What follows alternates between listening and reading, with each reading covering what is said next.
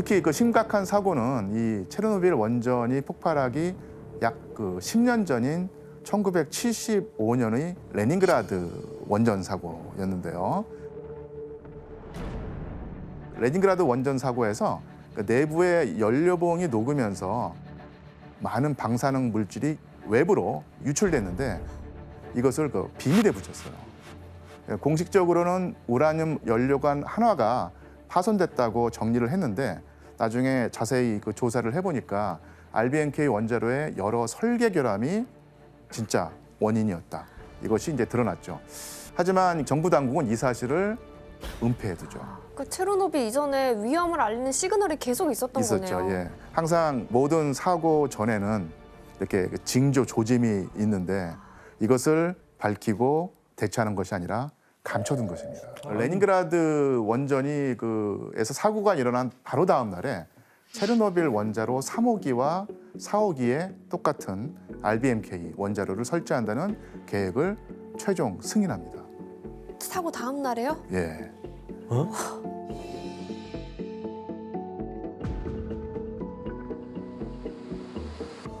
소련에서는 왜 이렇게까지 원자력 발전소의 문제를 비밀로 했을까? 이런 이제 궁금증이 생겨날 텐데요. 당시 그 상황을 좀 살펴보자면 미국과 소련이 팽팽하게 대립하던 냉전 시대였잖아요. 이 첨단 과학인 원자력 발전소에 문제가 생겼다는 것은 바로 사회주의 체제의 체면이 크게 구겨지고 훼손되는 일이었기 때문입니다. 이념적인 거죠.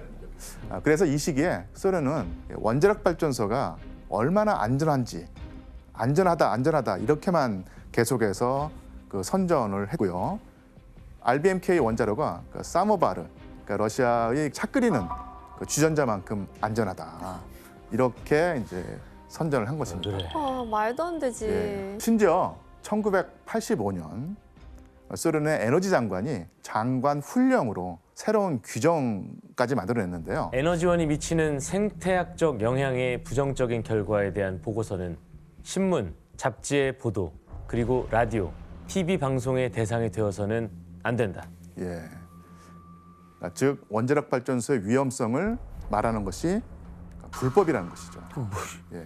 부정적인 결과에 대한 보고서는 아예 입에 담지도 말라. 체르노빌 원전 폭발은 어찌 보면 예견된 사고였을지도 모릅니다. 그러니까 이런 식의 비밀주의라든지 이런 그 위험성이 이제 배경을 이루고요. 그런데 이 문제들이 결정적인 폭발로 이어진 원인이 있었어요. 그것은 폭발 사고 하루 전에 예정된 어떤 실험 테스트 때문이었습니다. 발전소가 정지하고 전기가 끊기면은 열을 식혀주는 찬물이 돌지 못하거든요. 한 1분 정도 지나야 큰 디젤 발전기가 전기를 공급해 주는데 요 시간에 지연이 생기니까 그 사이에도 혹시 사고가 일어나면 대형 사고가 날 수 있으니까 전기가 공급이 되어야 되거든요. 발전소가 정지해도 터빈이란 게 워낙 큰 게 돌지 않습니까? 이게 돌다 보니까 남은 힘으로 돌면서 전기를 만들어내 가지고 그 1분이라는 시간 동안에 조금이라도 전기가 공급되어야 된다. 되면 안전하다라는 걸 입증하기 위한 실험을 하다가 이번 사고가 일어난 거죠. 어떻게 해서라도 이번 그 실험 한 번으로 끝을 내고 싶었고, 그리고 이제 이 안전 실험은 원자로를 거의 멈춰야 했기 때문에 마음대로 날을 잡아서 시도할 수는 없었고요. 마지막이라는 생각으로 한 달 전부터 실험 일자를 미리 잡아놓고 기다리고 있었습니다.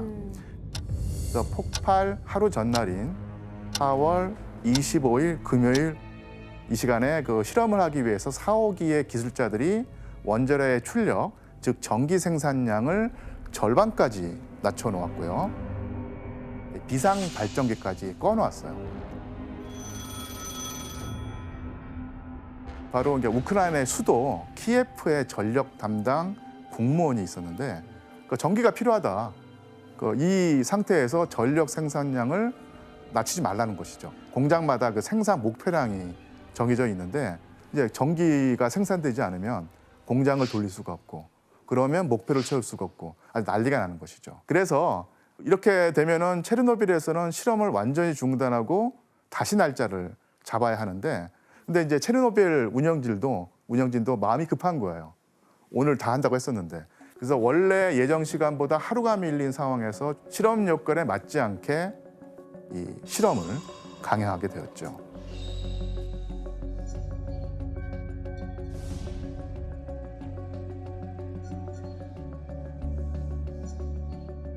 실험 시간이 밀리면서 생긴 문제는 또 하나 있었는데요. 원자력 발전소는 밤 12시가 직원들의 교대 시간이었거든요. 그래서 4호기 제어실에서 원래 실험을 하기로 정해져 있던 담당자가 바뀌게 되었습니다.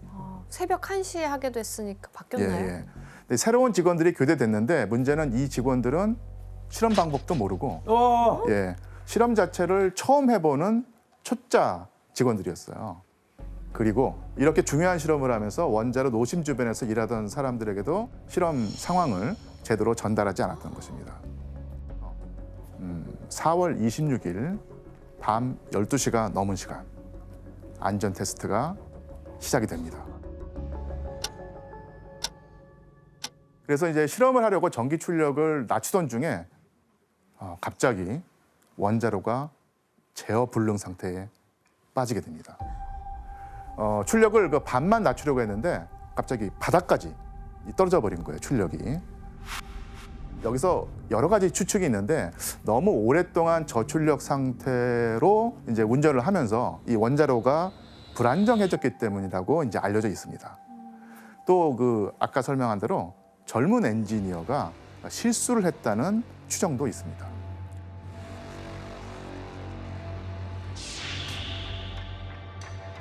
실험 책임자는 이 상황을 제대로 알지 못한 상태에서 출력을 다시 높이라고 원자로에서 제어봉을 거의 다 빼버리라고 명령을 하게 되죠.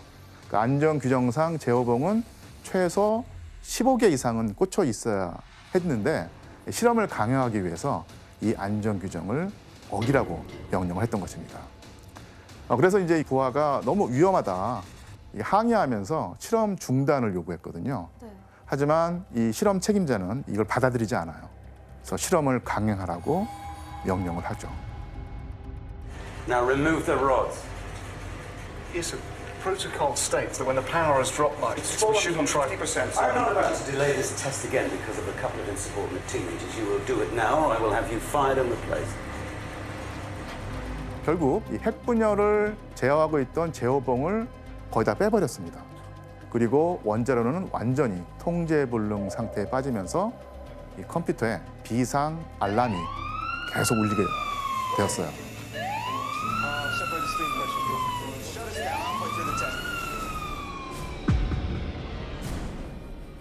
결국 이제 실험 책임자도 어쩔 수 없이 비상정지 버튼을 누리라고 지시를 할 수밖에 없었죠. 그런데 이 비상정지 버튼을 누르는 순간 어떻게 되었을까요? 순간적으로 태양 표면 온도에 가까운 열이 발생했고 그 열 때문에 원자로 안에 있는 물이 단번에 수증기로 바뀌게 되죠. 물이 다 증발했구나. 예, 그리고 이제 그 압력을 못 이기고 원자로가 펑 하고 터져버린 거죠. 4월 26일 토요일 새벽 1시 24분경에 체르노빌 원자로 4호기가 어마어마한 굉음과 함께 폭발해 버렸습니다. 이 폭발로 원자로가 파괴되고 원자로에서 엄청난 불기둥이 하늘 높이 뿜어 올라갔고요. 주변 곳곳에 이제 화재가 발생했죠. 한번 당일의 사진을 볼까요? 다 무너져 내렸네. 참으로 이제 끔찍한 사고 현장인데요. 당일 오후 3시에 이 폭발한 원자로를 최초로 찍은 사진들입니다. 체르노빌에서는 히로시마에 떨어진 원자폭탄의 400배 이상의 방사능이 나왔습니다. 야, 400배면은 사진에 이 지붕이 날아가 버린 게 보이시죠? 이제 원자로가 있고 이 원자로의 잔해를 중심으로 수백 톤의 방사능 핵 연료와 흑연이 뒤섞여서 그 지구상에서 가장 위험한 장소라고 해도 지나친 말이 아니었죠. 저 안에 있던 핵 관련된 물질 다 나왔겠네요. 그래서 이 원자로가 폭발했을 때 4호기에는 180명의 직원들이 일하고 있었습니다. 그러니까 이들이 어떻게 됐을까요? 다 죽었겠죠. 완전 뭐. 피폭됐겠죠. 예, 아주 끔찍한 일을 당할 수밖에 없었을 텐데요. 원자로가 망가진 줄도 모르고 어떻게든 열을 식히려고 냉각수 밸브를 열기 위해서 달려간 엔지니어 2명도 있었는데요. 아주 위험한 상황에 뛰어든 것이죠. 그중 한 명이 당시 상황을 그린 그림이 있습니다. 한번 같이 볼까요? 자, 그림 보니까 어떤 느낌이 드나요? 토하는 모습 같기도 하고. 하면 예, 토하고 예. 있고. 그러니까 왼쪽에 그려진 그 사람들은 벽 이렇게 설 수가 없으니까 기지맥진해서 벽에 기대고 있는 거고요. 또 오른쪽 사람은 허리를 숙이고 이제 구토를 하고 있죠. 그러니까 이 2명은 그 매우 심각하게 피폭이 됐고 방사능에 피폭이 됐고 병원에 실려갑니다. 자, 그래서 이제 피폭된 직원들이 어떤 모습을 했는가 한번 사진을 볼까요? 그러니까 이 사진 속 모습처럼 불에 닿지도 않았는데 온몸에 화상을 입은 상태였고요. 이 이상한 화상은 계속 악화됩니다. 그리고 피부 색깔도 계속 변했다고 그래요.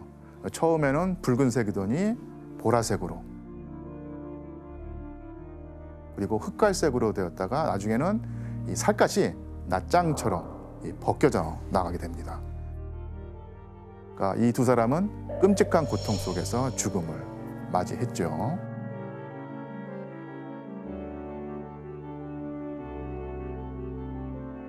표정이 진짜 뭐에 막 홀린 것처럼. 예. 그러니까 방사능에 피폭되어도 처음에는 알 수가 없다고 그래요. 무색, 무미, 무취하기 때문에 자기가 방사능에 피폭되고 있다는 것을 모를 수밖에 없습니다. 그러니까 심지어 잠복기까지 있는데요. 이 잠복기를 지나서 이제 몸 밖으로 이제 증상이 아주 급격하게 나타나기 시작했던 것이고 바로 이런 모습이죠. 근데 피폭된 것은 직원들뿐만이 아니었고요. 폭발이 일어나자마자 그 소방서에 당연히 그 신고 전화가 들어갔겠죠.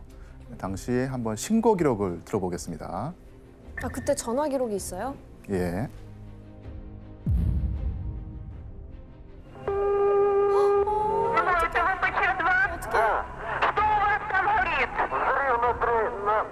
На левом корпусе, третий, четвертый, между третьим и четвертым.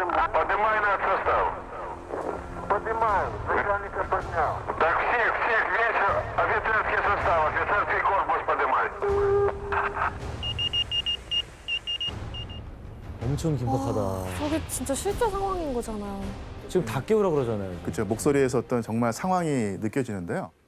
그러니까 1차로 소방대원 14명이 출동을 했고요. 새벽 내내 또 소방관 200여 명이 투입이 됩니다.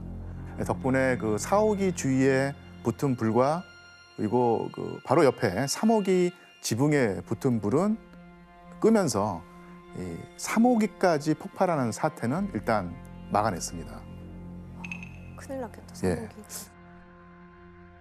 그런데 밤새 그 화재를 진압하던 소방관들이 여기저기서 구토를 하고 의식을 잃고 쓰러지는 거예요. 이들 역시 방사능을 막을 그 방호복도 갖추지 않고 가까이 다가가서 작업을 했기 때문에 피폭이 됐기 때문이죠.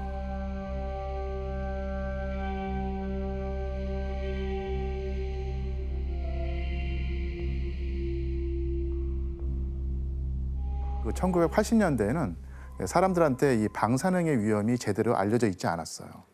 근데 왜 이렇게 됐을까요? 전 세계가 수십 년 동안 이제 서로 핵 경쟁을 해오고 있는데 만약에 미국과 소련을 비롯한 핵무기를 보유한 국가에서 정부가 방사능의 위험을 있는 그대로 일반들에게 알렸다가는 큰일 난다고 생각을 하고 이걸 숨기려고 했던 것이죠. 게다가 또 이제 그 당시 많은 과학자들이 핵 발전 기술은 안전하다 이런 신화를 벌이려고 하지 않았어요.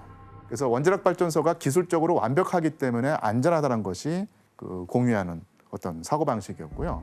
그래서 이 방사능에 대한 이 기나긴 무지가 이 1980년대까지도 이어졌던 것입니다. 근데 그런 무지가 사실 일반 시민들은 그럴 수 있어도 예. 그 원자력 발전소 직원들은 알고 있지 않았을까요, 교수님? 그 당시에는 어떻게 됐어요? 그 체르노빌 발전소 관계자들은 이 방사능의 위험성을 아예 몰랐다고 할 수 없는데요. 조금은 알고 있었겠지만 큰 문제가 있었는데요. 이 폭발 직후에 방사능 수치를 잘못 알고 있었어요.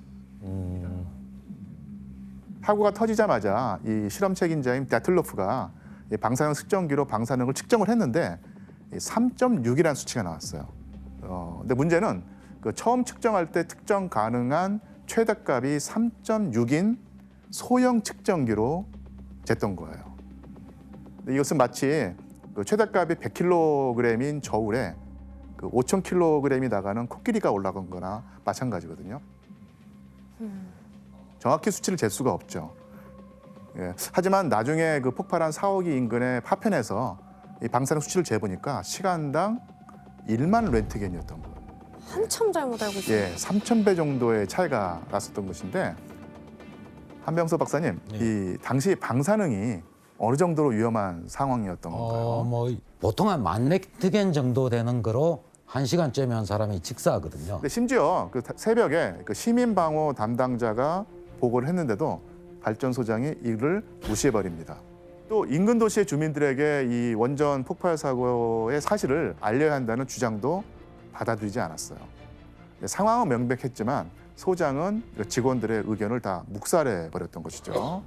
아, 그 사람 진짜 시급한 상황에 잘못된 대처를 했던 것입니다. 체르노빌 원전 폭발 사고 그 얼마 전에 새롭게 권력을 잡은 인물이 당시로서 아주 젊었던 그 고르바초프였었는데요. 그래서 소련의 지도자인 고르바초프에게 첫 전화 보고가 들어갑니다. 원전에서 예, 작은 화재가 발생했는데 예. 저희가 불을 잘 껐습니다. 아, 예, 정답입니다. 예. 아이지. 아, 다 맞췄는데. 화재는 발생했지만 사옥이 원자로는 안전하다. 이렇게 보고가 올라갔어요. 그러니까 감췄겠지. 예, 예. 터무니없는 내용이었죠. 그러니까 발전소장이 원자로 자체는 멀쩡하다고 하는 보고를 올렸기 때문인데 예, 방사능 수치가 높지 않다고 하면서 방사능 피폭으로 인한 부상은 아예 그 언급조차 하지 않았어요. 아, 방사능 얘기를 안 했어요? 예, 그러니까 피폭당한 사람이 없다.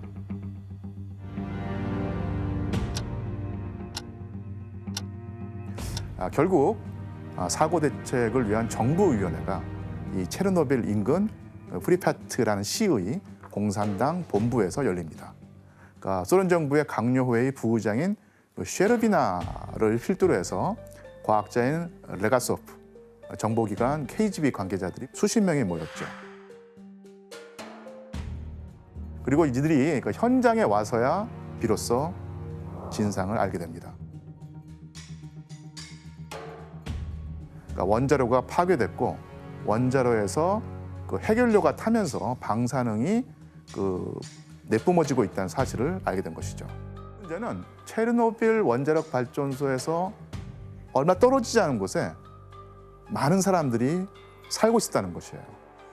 이 사고 현장 바로 3km 앞에는 프리파트라고 하는 인구 5만의 도시가 있었습니다.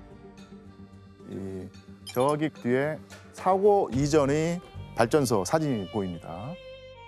얼마나 이 사건의 현장하고 이 도시가 가까웠는지 사진 보니까 좀 느껴지시나요? 가까이 보일 정도의 거리였기 때문에 이 사고가 난 다음에 자연 방사능의 수천 배가 넘는 방사능이 이 도시를 덮칩니다. 이렇게 그 원자로가 폭발해서 엄청난 양의 방사능이 퍼져나가는 와중에도 소련 정부에서는 사람들에게 그 위험성을 말해주지 않았습니다. 다들 이제 평소처럼 생활했죠. 뭐 학교 가고 산책하고 뭐 이런 식으로 아무도 이들에게 그 위험을 알려주지 않았어요.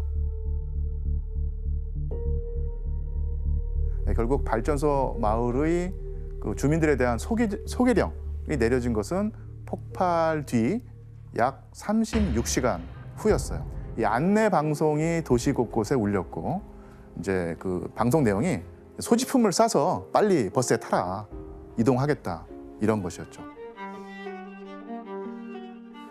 이 사진을 보니까 눈에 띄는 게 있는데 어떤 모습인가요?